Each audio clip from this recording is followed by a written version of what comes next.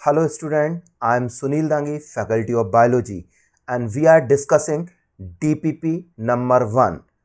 इस DPP में हम लोग डिस्कशन करेंगे objective question practice for the NEET और इसमें हम मेनली डिस्कशन करने वाले हैं cell theory and prokaryotic cell से रिलेटेड क्वेश्चंस का जो कि पॉसिबिलिटी है नीट एग्जाम में आने के लिए। कंप्लीटली ये क्वेश्चन नीट के लिए इंपॉर्टेंट है क्योंकि ये एनसीईआरटी और प्रीवियस ईयर के क्वेश्चंस का कॉम्बिनेशंस है, इसीलिए आपको ध्यान से समझना है सभी क्वेश्चंस को सो दैट आप नीट में आने वाले क्वेश्चंस को अटेम्प्ट कर सकें। चलिए डिस्कशन स्टार्ट करते हैं। So question number first, okay, जैसे ही हम क्वेश्चन नंबर फर्स्ट देखते हैं, which of the following statement is incorrect. That's means हमें इन स्टेटमेंट्स में इनकरेक्ट स्टेटमेंट को सिलेक्ट करता है। तो फर्स्ट स्टेटमेंट है A, unicellular organism are capable of independent existence, बिल्कुल करेक्ट स्टेटमेंट है। बी देखते हैं, any structure less than a complete structure of the cell does not ensure independent living, this is also correct question. अब देखते हैं C, Matthias Schleiden a German zoologist discovered the nucleus. अब पहली बात तो मेल्थियस स्लीडन जो थे वो बोटनिस्ट थे, ना कि जूलॉजिस्ट। सेकेंड थिंग, इन्होंने सेल थ्योरी दी थी, ना कि न्यूक्लियस को डिस्कवर किया, क्योंकि न्यूक्लियस को डिस्कवर करने वाले थे रॉबर्ट ब्राउन। अब हम देखते हैं statement D, Leeuwenhoek first saw and describe a live cell, बिल्कुल करेक्ट है। सो हमें स्टेटमेंट में इनकरेक्ट देखना है, तो इनकरेक्ट स्टेटमेंट है सी, इसीलिए फर्स्ट का आंसर है C. Now we will discuss question number second, name the scientist who saw live cell first time. So already हम कह चुके हैं सबसे पहले सेल को ऑब्जर्व किया था रॉबर्ट हुक ने, लेकिन रॉबर्ट हुक ने ऑब्जर्व किया था डेड सेल को, जबकि एंटोनी वॉन ल्यूवेनहॉक ने सबसे पहले ऑब्जर्व किया था लिविंग सेल्स को, like as the bacteria, spermatozoa और भी दूसरी सेल्स को। So correct answer will be the B. और जबकि रॉबर्ट ब्राउन ने न्यूक्लियस को देखा था और स्लीडन एंड स्वान ने जो है सेल थ्योरी प्रपोज की थी। Excuse me. Now the question number third, the most likely method used to determine ultra structure of the cell organelles. So देखिए, जब यहां पर सेल ऑर्गेनेल्स के हम अल्ट्रा स्ट्रक्चर देखते हैं, सो अल्ट्रा स्ट्रक्चर देखना पॉसिबल है सिर्फ और सिर्फ इलेक्ट्रॉन माइक्रोस्कोप से, क्योंकि इलेक्ट्रॉन माइक्रोस्कोप में जो रिजोल्विंग पावर होती है या फिर हम इसकी मैग्नीफाइंग क्वालिटी देखें तो लगभग ये किसी भी सेल को 2,50,000 से लेकर 4 लाख टाइम्स तक इलार्ज कर देता है, मैग्नीफाई कर देता है। तो इसीलिए अल्ट्रा स्ट्रक्चर देखने के लिए the best instruments is the electron microscopy. So correct answer of the question number third is the C. Now the question number four, Schwann propose cell theory according to which. Schleiden and Schwann ने cell theory दी थी। अब इसके according हमें समझना है, each cell of the body possess the same genetic informations. So incorrect है first statement. All life activity of organism are present in miniature form in each and every cell of the body. This statement is also not related to the cell theory. Bodies of animal and plant are made up of the cell and their product. This is the correct statement which is given by the Swan in the cell theory. A new cell always developed by the division of the pre existing cell. ये बात रोडोल्फ विर्को ने explain की थी जब cell theory को modify किया गया था। So that is why the question number 4 correct answer is the C. Okay, now the next question, cell theory was formulated. तो फर्स्ट टाइम जो सेल थ्योरी फॉर्मुलेटेड की गई स्लीडन एंड स्वान ने, और इसे मॉडिफाई किया था रोडोल्फ विर्को ने। सो correct answer will be the question number 5 is the A, Sleeden and Swan proposed the cell theory and formulated the cell theory. Now the question number 6, Sleeden and Swan's theory could not explain. जो Sleeden and Swan की theory है explain नहीं करती, could not explain cell formed from the pre-existing cell, ये explain नहीं करती। How new cells were formed, इस बात को भी explain नहीं करती। Body of the animals are composed of the cell, इस बात को एक्सप्लेन करती है। अब हमने यहां पर कहा नन ऑफ द अबव, तो ये भी इनकरेक्ट है। अब सही मायने में जो सेल थ्योरी को हम देखते हैं किस बात को एक्सप्लेन नहीं करती, how does the new cells are the form.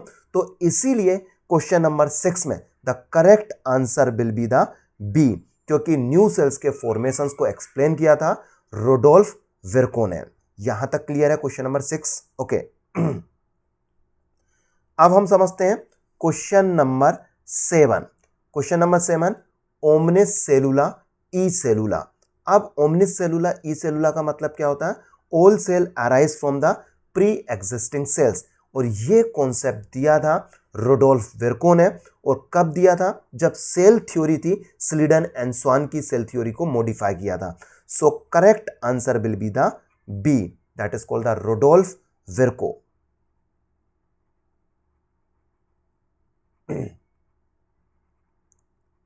So Rudolf Virchow give the concept या give the statement omnis cellula e cellula.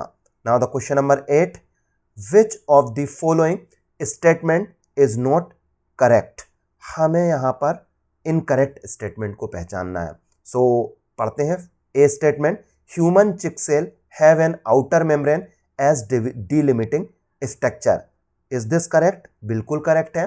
क्योंकि human cheek cell that's means the animal cells की बात कर रहे हैं, और एनिमल सेल में delimiting structure outermost boundary cell membrane होती है, क्योंकि एनिमल्स में सेल वॉल एब्सेंट है। Now the statement means the B, genetic material contain in the nucleus of the cell. This statement is also correct.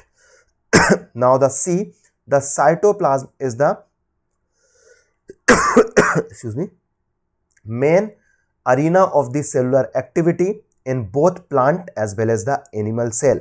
This is also correct, क्योंकि cytoplasm main arena होता है cellular activity का, plants में, animals में और यहां तक कि प्रोकैरियोटिक सेल्स में भी। ये भी करेक्ट है। डी स्टेटमेंट पढ़ते हैं, centriole is the non membranous. यहां तक बिल्कुल करेक्ट है। And commonly found in the plant cells. ये गलत है, क्योंकि centriole present in the animal cell, क्योंकि ये एनिमल सेल्स में प्रेजेंट होता है। तो अब ये स्टेटमेंट गलत हो गया, सो हमें इनकरेक्ट ही पहचानना था। तो क्वेश्चन नंबर 8 का correct answer will be the D. Now the question number 9। Okay, the genetic material is the naked. देखिए, जब हम जेनेटिक मटेरियल नेकेड की बात करते हैं तो सेल को specially on the basis of nucleus हम डिवाइड करते हैं 2 टाइप में, प्रोकैरियोटिक सेल्स और यूकैरियोटिक सेल्स। सो जो प्रोकैरियोटिक सेल्स है, इन प्रोकैरियोटिक सेल्स में pro means the primitive, that's means the जो न्यूक्लियर एनवेलप है, ये न्यूक्लियर एनवेलप एब्सेंट रहेगा। तो उस केस में जेनेटिक मटेरियल एक्सपोज्ड होता है साइटोप्लाज्म में। This is not cover by any kind of the envelope. So correct answer of the question number 9 is the A. Now question number 10, the cell organelle that is present in cytoplasm as well as the other organelle. Okay, जब question में पूछा गया है the cell organelle which is present in the cytoplasm and other organelle, तो इस question को आपको समझना है, क्योंकि ऑलरेडी मैं आपको एक्सप्लेन कर चुका हूं थ्योरी लेक्चर में कि जो सेल ऑर्गेनेली है साइटोप्लाज्म और दूसरे ऑर्गेनेली में प्रेजेंट होता है, वो non membrane bound cell organelles होता है, that is called the ribosome. और राइबोसोम्स को हम कहते हैं यूनिवर्सल ऑर्गेनेल्स। तो हमने इसको क्या कहा? यूनिवर्सल ऑर्गेनेल्स, क्योंकि ये यूनिवर्सल ऑर्गेनेल्स प्रोकैरियोटिक, यूकैरियोटिक दोनों ही सेल्स में प्रेजेंट है, but it is not membrane bound cell organelles. अब ये दूसरे सेल ऑर्गेनेल्स जैसे माइटोकॉन्ड्रिया और क्लोरोप्लास्ट के अंदर प्रेजेंट है, जबकि एंडोप्लाज्मिक रेटिकुलम की सरफेस पर प्रेजेंट होता है। So that is why correct answer of the question number 10 is the B. Now question number 11, choose the incorrect option. हमें इसमें इनकरेक्ट ऑप्शन को सिलेक्ट करना है। Mycoplasma is the smallest living cell, बिल्कुल correct है, और जिसका साइज 0.3 माइक्रोमीटर इन लेंथ होता है, क्योंकि माइकोप्लाज्मा को हम कहते हैं PPLO, बिल्कुल सही है। B option, bacteria are 3 to 5 micrometer, ये भी स्टेटमेंट करेक्ट है। The largest cell is the egg of an ostrich, बिल्कुल करेक्ट है। जो आइसोलेटेड सिंगल सेल है वो एग ऑफ ऑस्ट्रिच होता है। अब now the option is the D, nerve cell are some of the smallest cell, बिल्कुल गलत है।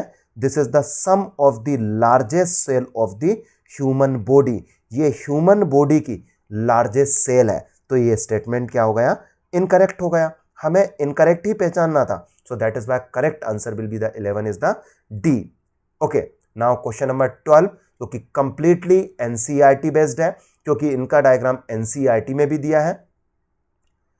अब हमें इसमें देखना है which of the following represent the incorrect pair. हमें इनकरेक्ट पेयर पहचानना है, तो हमने क्रॉस बना लिया। A statement round and oval mesophyll cell, diagram भी मैच करता है, राउंड एंड ओवल है, मीजोफिल सेल है, बिल्कुल करेक्ट है।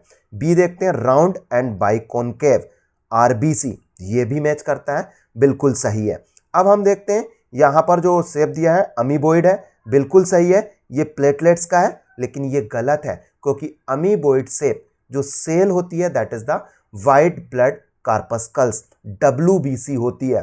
दैट इज बाय 12 में सी ऑप्शन इनकरेक्ट हो गया। लॉन्ग एंड नैरो बिल्कुल रिजेंबल कर रहा है, कोलुमनार एपिथेलियल बिल्कुल सही है। So the correct answer of the question number 12 is the C. Now move, अब हम आगे डिस्कशन करते हैं। Question number 13, the largest isolated single cell, largest isolated single cells क्या होती है, एग ऑफ ऑस्ट्रिच होता है। So that is why correct answer of the 13 is the A. Now the question number 14, which of the following represent prokaryotic cell. तो prokaryotic cells में nuclear material, genetic material naked होता है और इसमें membrane bound cell organelles absent होते हैं। और prokaryotic cells में आते हैं जितने भी बैक्टीरिया है, चाहे वो यू बैक्टीरिया हो, साइनोबैक्टीरिया हो, आर्कीबैक्टीरिया हो या माइकोप्लाज्मा है। तो अब देखते हैं पीपीएलओ माइकोप्लाज्मा होता है, प्लूरोनिमोनिया लाइक ऑर्गेनिज्म, बिल्कुल प्रोकैरियोटिक सेल्स है। पीपीएलओ का दूसरा नाम माइकोप्लाज्मा है, ये भी प्रोकैरियोटिक सेल्स है। बैक्टीरिया भी प्रोकैरियोटिक सेल्स है। So correct answer is the D, all of these. Now the question number 15, one of the major component of the cell wall of most of fungi. तो देखिए fungi है, bacteria है, algae है, Plantae है, इन सब में cell wall होती है। हमें यहाँ पर फंजाई के सेल वॉल के कंपोजिशंस को देखना है। पेप्टाइडोग्लाइकेन, ए ऑप्शन, पेप्टाइडोग्लाइकेन्स तो बैक्टीरिया में होता है, तो ए ऑप्शन रिजेक्ट हो गया। सेलुलोज कहाँ प्रेजेंट होता है, especially in the cell wall of the plant. Hemicellulose also cell wall of the plant. Chitin that is called the polymer of the N-acetyl glucosamine. So that means the chitin present in the cell wall of the fungi. So correct answer will be the D. Now the question number 16. Which of the following is not inclusion body found in the prokaryotes? अब इनमें से कौन सी inclusion body नहीं है जो कि prokaryotes में present है? Not, अब इनमें से हमें पहचानना है कि इंक्लूजन बॉडी कौन सी नहीं है। तो देखिए जब हम इंक्लूजन बॉडी को समझते हैं तो एक तरीके से इंक्लूजन बॉडी क्या है, inclusion body are the reserve material.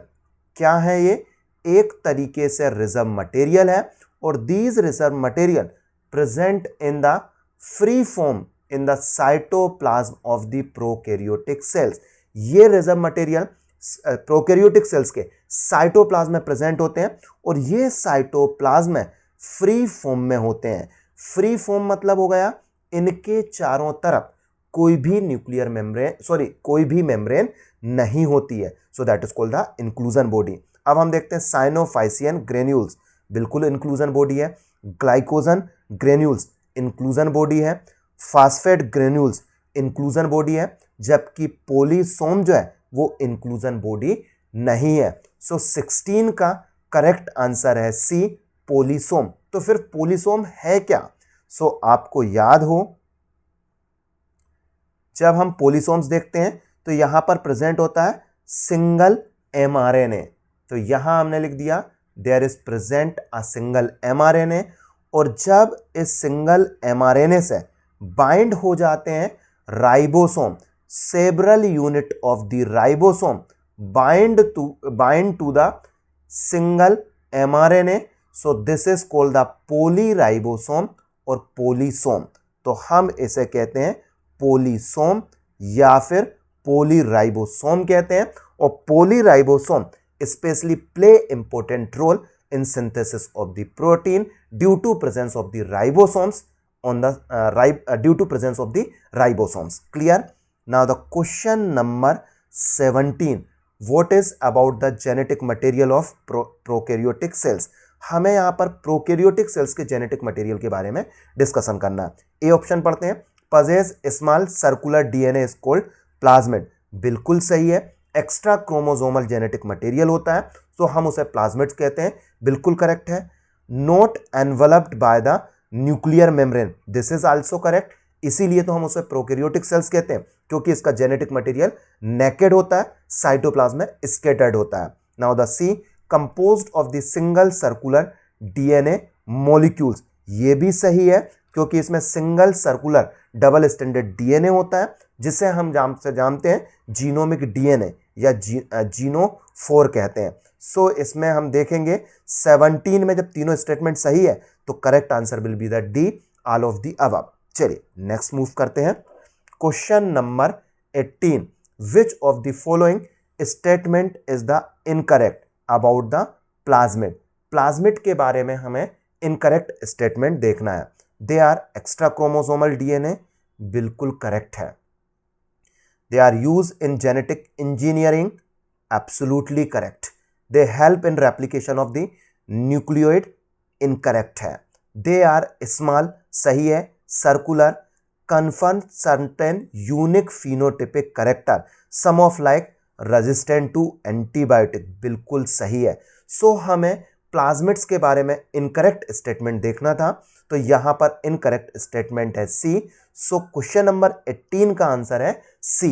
Now the question number 19, a specialized differentiated form of cell membrane of prokaryotes is।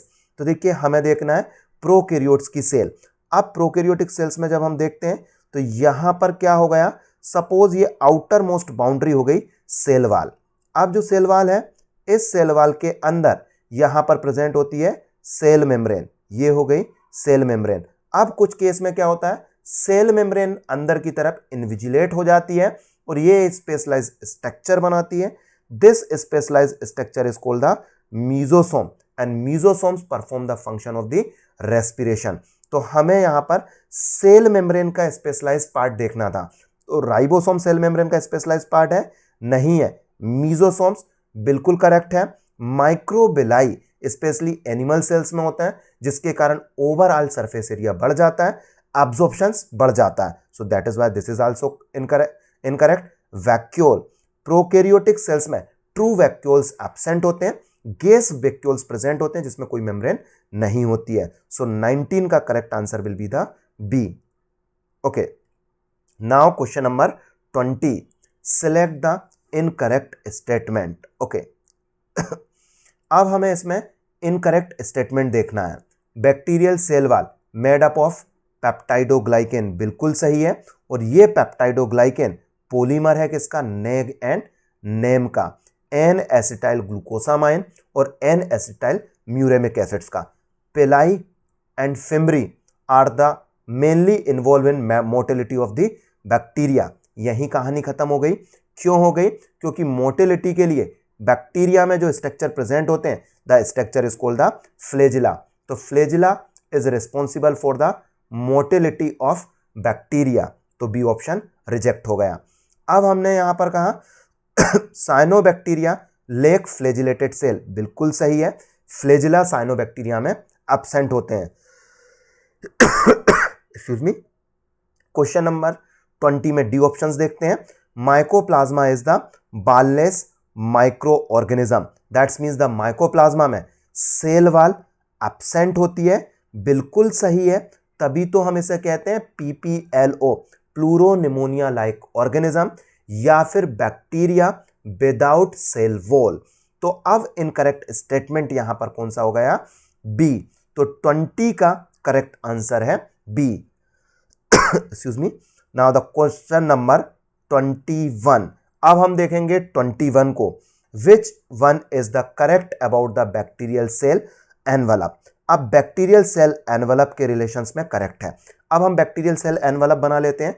आपको याद हो जब हम बैक्टीरिया की सेल की बात करते हैं तो बैक्टीरिया में एक लेयर हो गई क्या, यहां पर प्लाज्मा मेम्ब्रेन हो गई, तो हमने इसको मेम्ब्रेन को नाम दे दिया प्लाज्मा मेम्ब्रेन। अब देखिए जब ये प्लाज्मा मेम्ब्रेन हो गई तो जो प्लाज्मा मेम्ब्रेन है ये स्पेशली कवर होती है किसके द्वारा, एक और हार्ड रिजिड लेयर से, और ये हार्ड रिजिड लेयर बनी हुई होती है पेप्टाइडोग्लाइकेन से। इस लेयर को हम नाम से जानते हैं सेल वॉल। अब हम देखते हैं एनवलप में सेल वॉल के अलावा एक और यहां पर पॉलीसैकेराइड्स का, जिसे हम कहते हैं ग्लाइकोकैलिक्स लेयर प्रेजेंट होती है। अब ये ग्लाइकोकैलिक्स जो लेयर है लूज सीथ के फॉर्म में हो सकती है, that is called the slime layer, और ये थिक कैप्सूल के फॉर्म में हो सकती है, और जब ये थिक कैप्सूल के थिक और टफ होती है तो हम उसे कह देते हैं कैप्सूल। तो ये आउटर मोस्ट लेयर क्या हो गई, ग्लाइकोकैलिक्स हो गई, क्योंकि ये 3 लेयर्स मिलकर सेल एनवलप बनाता बैक्टीरिया का। So that means outer most cell wall है, सॉरी आउटर मोस्ट ग्लाइकोकैलिक्स है, इसके बाद सेल वाल है, इसके अंदर क्या है, प्लाज्मा मेम्ब्रेन है। अब स्टेटमेंट पढ़िए, बिल्कुल क्वेश्चन आपको 100% समझ में आएगा। The outer most cell wall followed by the glycocalyx, यही स्टेटमेंट इनकरेक्ट हो गया। The outer most glycocalyx followed by plasma membrane, यहां पर इनकरेक्ट हो गया क्योंकि इसके बाद सेल वाल होती है, तो सेकंड स्टेटमेंट भी इनकरेक्ट हो गया। The outer most glycocalyx correct है, followed by cell wall correct है, and the plasma membrane correct है, तो ऑप्शन सी यहां तक करेक्ट है। अब देखते हैं D, cell envelope is chemically very simple and consist of only plasma membrane, तो यहां इनकरेक्ट हो गया क्योंकि सेल एनवलप में 3 लेयर होती है, glycocalyx, cell wall and plasma membrane. So correct answer of the 21 is the C. Now the 22, देखिए जैसे हम 22 पर पहुंच गए, which of the following does not differ in E coli. अब ई कोलाई क्या हो गया, प्रोकैरियोटिक सेल हो गई। ई कोलाई क्या है, प्रोकैरियोटिक सेल्स है, बैक्टीरिया है, एंड द क्लेमाइडोमोनास, क्लेमाइडोमोनास क्या हो गया, यूकैरियोटिक सेल हो गई। आप प्रोकैरियोटिक और यूकैरियोटिक सेल्स में देखेंगे आप लोग क्या डिफर नहीं करता, राइबोसोम डिफर नहीं करता, तो ये बिल्कुल गलत हो गया। क्यों, प्रोकैरियोटिक सेल्स के साइटोप्लाज्म में राइबोसोम्स होता है 70S, जबकि यूकैरियोटिक सेल्स के साइटोप्लाज्म में राइबोसोम्स होता है 80S। क्रोमोसोमल ऑर्गेनाइजेशन बिल्कुल गलत, क्योंकि प्रोकैरियोटिक सेल्स में जनरली जो क्रोमोसोमल ऑर्गेनाइजेशंस है 1 क्रोमोसोम्स प्रेजेंट है, जबकि यूकैरियोटिक सेल्स में मोर देन 1 क्रोमोसोम्स होते हैं। साथ में प्रोकैरियोटिक सेल्स में हिस्टोन प्रोटीन नहीं होते हैं, जबकि यूकैरियोटिक सेल्स में हिस्टोन प्रोटीन प्रेजेंट होते हैं। सेल वॉल, अब हमने कहा क्लेमाइडोमोनास और ई कोलाई दोनों की सेल वॉल का कंपोजिशन बिल्कुल अलग अलग है, क्योंकि ई कोलाई की सेल वॉल में मोस्ट कॉमनली पेप्टाइडोग्लाइकेन है, जब क्लेमाइडोमोनास की सेल वॉल में सेलुलोज होता है, तो यह भी इनकरेक्ट हो गया।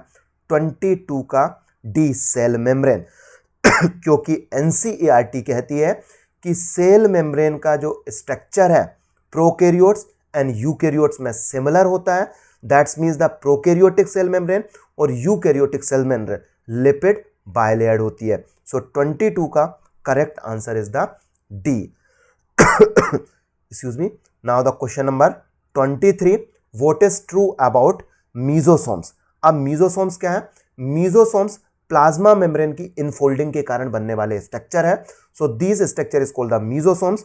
अब मीजोसोम्स के क्या फंक्शन है, help in cell wall formations correct है, help in cellular respirations correct है, help in DNA replication correct है, all of the above. So correct answer will be the 23 का D, all of the above. अब हम देखते हैं question number 24, select the mismatch. Mismatch हमें देखना है, gas vacuoles present in the green bacterial cell correct है, क्योंकि gas vacuoles photosynthetic bacteria green sulphur और पर्पल सल्फर बैक्टीरिया में प्रेजेंट होता है, और गैस वैक्यूल्स वास्तव में ट्रू वैक्यूल्स नहीं है, एक तरीके से एयर बबल्स है। बिल्कुल सही। Large central vacuoles in animal cells.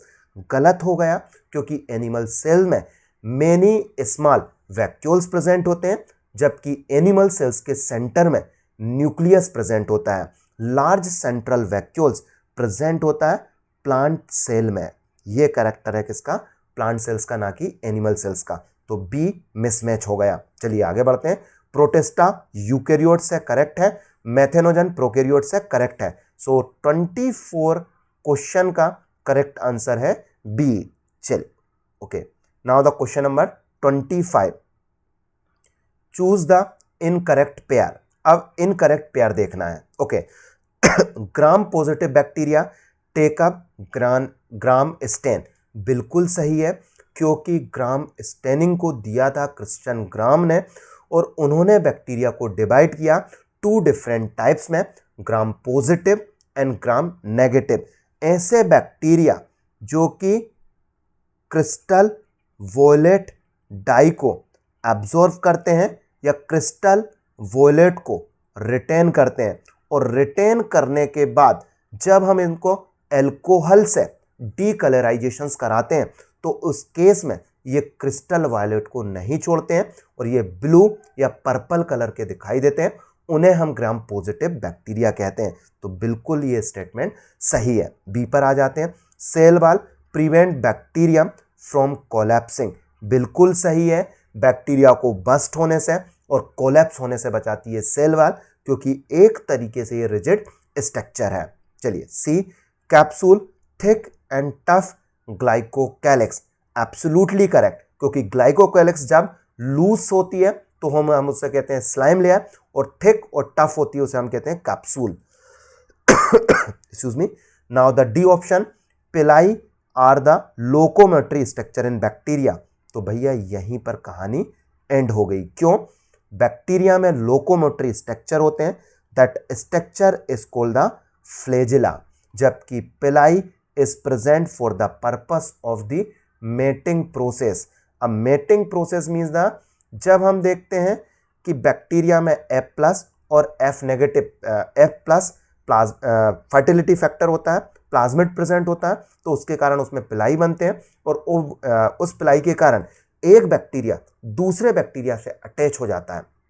जैसे ही वो दूसरे बैक्टीरिया से अटैच होगा तो वहां पर कॉन्जुगेशन ट्यूब बन जाती है। तो पिलाई का मेन रोल है मेटिंग प्रोसेस, ना कि लोकोमोटरी स्ट्रक्चर। हमें इनकरेक्ट को पहचानना था, तो 25 का डी है। चलिए आगे बढ़ते हैं। 27, the longest portion in the bacterium flagella. तो बैक्टीरिया फ्लैजिला में 3 पार्ट्स होते हैं, पहला बेसल बॉडी, सेकेंड हुक और तीसरा फ्लामेंट। इनमें से जो लॉन्गेस्ट पोर्शन होता है दैट इज कॉल्ड द फ्लामेंट्स होता है, जबकि पिलाई उसका पार्ट नहीं है। इसीलिए 26 का correct answer is the C. Now the question number 27, if you remove the fimbriae from the bacterial cell, which of the following would you expect to happen. तो सबसे पहले तो आपको पता होना चाहिए फिमरी का फंक्शन क्या होता है। तो जो फिमरी है एक तरीके से ब्रिसल लाइक स्ट्रक्चर होते हैं, ये परफॉर्म करते हैं specially function of the attachment, किसी भी सरफेस से, रोग से या होस्ट इम्यून सिस्टम से अटैच होने का फंक्शन परफॉर्म करते हैं। तो पढ़ते हैं, the bacteria could no longer swim, incorrect हो गया, क्योंकि स्विमिंग के लिए तो उसमें फ्लैजिला होते हैं। अब हम देखते हैं, the bacteria would not adhere to the host immune tissue, बिल्कुल सही है। ये होस्ट इम्यून सिस्टम से फिर एडहेयर नहीं हो पाएगा, स्टिक नहीं हो पाएगा, बिल्कुल सही है। Transportation of the molecules across the membrane would stop, भैया किसी भी मटेरियल के ट्रांसपोर्टेशन के लिए सेल मेम्ब्रेन है, इसमें फिमरी का रोल नहीं है, इसीलिए C rejected. The shape of bacteria would change, bacteria के शेप को डिसाइड करती है सेल वॉल, ना कि फिमरी। तो 27 का करेक्ट आंसर है B, the bacteria would not adhere to the host immune system. चलिए 27 के बाद now we are moving the question number 28। देखिए अब 28 में select the incorrect statement about the prokaryotic ribosome. हमने क्रॉस बना दिया, मतलब इनकरेक्ट पहचानना है। अब प्रोकैरियोटिक राइबोसोम्स में 70s राइबोसोम्स होता है, बिल्कुल सही है। इसमें लार्जर यूनिट 50s होती है, स्मॉल यूनिट 30s होती है, बिल्कुल करेक्ट है। Polysome consist of many ribosomes, correct है। Attach to the tRNA, incorrect हो गया क्योंकि वो अटैच होता है किससे, mRNA से, क्योंकि हमने यहां पर क्या कहा था, यहां पर mRNA प्रेजेंट है और इस mRNA से स्पेशली अटैच होते हैं ribosome, several ribosome attach to the mRNA to forms the polysome, ना कि tRNA से। So this is called the polyribosome, B reject हो गया। Ribosome is the site of the protein synthesis, correct है। Polysome indicate the synthesis of the identical polypeptide in multiple copies, this is also correct. So हमें incorrect देखना था, तो incorrect statement क्या है 28 का, B. Now the question number 29, which of the following statement is the false for the prokaryotic cell inclusion? हमें यहां पर सेल इंक्लूजन से रिलेटेड इनकरेक्ट देखना है। तो सेल इंक्लूजन क्या है, रिजर्व मटेरियल है साइटोप्लाज्म में, फ्री फॉर्म में, ग्रेन्यूल्स के फॉर्म में, इनके चारों तरफ कोई भी मेम्ब्रेन नहीं होती है, that is called the cell inclusion. These are the storage granules in the cytoplasm, A option is the correct. हमें फॉल्स देखना है, मतलब इनकरेक्ट पहचानना है। They are the membranous, incorrect, क्योंकि इसमें क्या होती है, मेम्ब्रेन जो है, मेम्ब्रेन एब्सेंट होती है। अभी मैंने डेफिनेशंस में बताया मेम्ब्रेन क्या होती है, इसमें एब्सेंट होती है। Phosphate granules, cyanophycean granules and glycogen granules are example of the cell inclusion, बिल्कुल करेक्ट है। Gas vacuoles is found in blue green algae, purple and green photosynthetic bacteria, बिल्कुल सही है, क्योंकि गैस वैक्यूल्स में भी कोई भी मेम्ब्रेन नहीं होती है। ये एक तरीके से फॉल्स वैक्यूल्स है या सूडो वैक्यूल्स है या फिर एयर बबल्स है। So this is also correct. हमें इनकरेक्ट पहचानना है, तो इनकरेक्ट स्टेटमेंट है 29 का बी। सो आई होप आपको ये सभी question cell the unit of life के बहुत अच्छे से समझ में आए होंगे और आपने अच्छे से इसको सुना और समझा होगा। यदि आपको समझ में आए हैं तो like, share and subscribe my channel with your friend. Thank you very much.